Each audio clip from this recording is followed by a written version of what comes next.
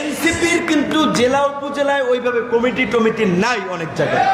তারা কি এই প্রতিকূল সময় পরীক্ষা দেওয়ার সময় পাইছে?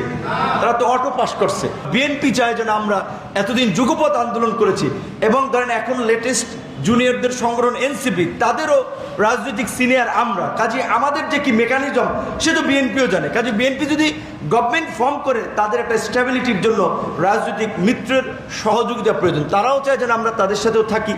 আমাদেরকে সবাই চায়, কেন আমরা সেই সম্ভাবনাটা তৈরি করতে পারছি। প্রকৃত অর্থে বিএনপি এবং জামাত তো দীর্ঘদিন একটা পুরানো সংগঠন এবং তারা কিছুটা বলতে পারেন একটা রেজিমেন্টেড অর্গানাইজেশন, যে ধর্মীয় চিন্তা ভাবনা শৃঙ্খলায় একটু অন্যান্য সংগঠনের চেয়ে অনবদ্য।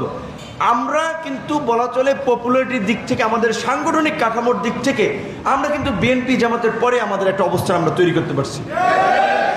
এনসিপির কিন্তু জেলা উপজেলায় ওইভাবে কমিটি নাই অনেক জায়গায় এবং প্রকৃত অর্থে বলতে গেলে এনসিপিতে অনেকে গেছে আমরা যেই স্রোতের বিপরীতে দৌড়ানি খাইয়া, লাঠিচার্জ খাইয়া, ধাক্কা খাইয়া, অপমানিত হয়ে, লাঞ্ছিত হয়ে যে সংগঠনটা তৈরি করছি এবং এই লোকগুলো এক একটা হীরার টুকরা ডেডিকেটেড নেতা কর্মী। এনসিপিতে এরকম আছে নাই। টানা তৃতীয়বার অর্জন করেছে দেশের সেরা সুপার ব্র্যান্ড স্বীকৃতি বসুন্ধরা টিস্যু।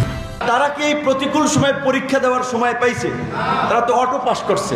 কারণ অটো পাস মানে হচ্ছে যে তারা মানে রাজনীতি করার পরেই দেখে ইউনো অফিসে, ডিসি অফিসে তাদেরকে মূল্যায়ন করে, মানে সরকারি পাওয়ার পার্টির একটা ভাব তাদের মধ্যে আছে। কাজেই আমাদের মতো যদি 4-5 বছর প্রতিকূল সময় পার করতে হয়, এনসিপি খুঁজে পাওয়া যাবে না।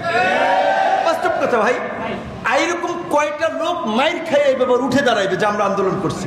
হ্যাঁ, ওখানে আবার আমাদেরই কিছু সহকর্মী আছে যারা ওখানে আন্দোলন করতে, তাদের একটা ডেডিকেশন আছে, বাট নাম্বারটা ফিউ, অল্প কিছু সংখ্যক। সুতরাং আমি আপনাদেরকে বলছি এই কারণে যে আপনারা এই সরকারের সময় ধান্দাবাজি, চান্দাবাজি কোনো সুবিধা পান নাই, নিজের পকেটের পয়সা খরচ করে আপনারা সংগঠন করতেছেন। এই সংগঠনের প্রতি যে আপনাদের দরদ, আপনারা যদি নিজেদের মধ্যে বন্ডিংটাকে একটু স্ট্রং করতে পারেন, ইনশাল্লাহ আগামী রাজনীতিতে আমাদের এই সংগঠন একটা শক্ত অবস্থান তৈরি করবে। এবং এই আমরা যে এই প্রথাগত প্রকৃত অর্থেটা বলতে হবে, আমরা যে পুরানো রাজনীতির বাইরে একটা নতুন রাজনীতি নিয়ে এই দেশের নেতৃত্ব দেওয়ার স্বপ্ন নিয়ে, এই দেশের সিস্টেমকে বদলে দেওয়ার আকাঙ্ক্ষা নিয়ে যে রাজনীতিটা শুরু করেছিলাম, সেই আকাঙ্ক্ষায় যাওয়া সম্ভব।